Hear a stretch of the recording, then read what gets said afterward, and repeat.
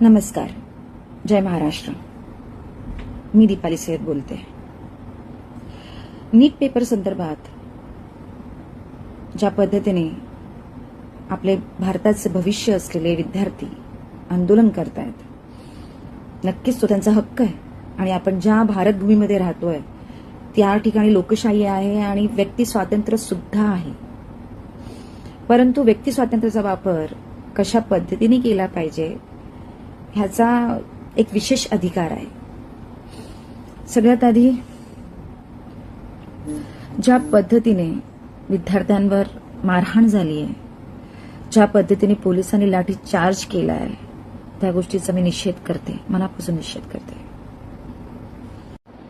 पण आपल्याकडे असलेल्या व्यक्ती स्वातंत्र्याच्या अधिकारामुळे आपण आपल्याच सरकारी मालमत्तेचं नुकसान तर करत नाही आहोत ना, ह्याकडे सुद्धा आपल्या भारताचे भविष्य असलेल्या विद्यार्थ्यांनी लक्ष दिलं पाहिजे. कदाचित विरोधक ह्या आंदोलनाला भडकवण्याचा प्रयत्न तर नाही करत. ज्या पद्धतीने बांगलादेश आणि नेपाळमध्ये आंदोलन भडकलं होतं तशा पद्धतीने करण्याचा प्रयत्न तर नाही करत. पण लक्षात ठेवलं पाहिजे की हे जे सरकार आहे ते सर्वसामान्यांचं सरकार आहे.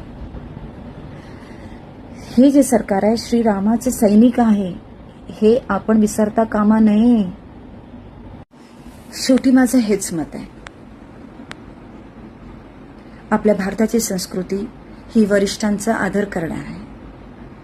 ही जी मुलं आहेत ती आपल्या भारताचे भविष्य आहेत. कृपा करून कुठल्याही भडकाऊ विधानाला ताकद देऊ नका. मला खात्री आहे विद्यार्थ्यांच्या मागण्याला सरकार नक्कीच सपोर्ट करेल, त्यांना पाठबळ नक्कीच देईल. जय महाराष्ट्र.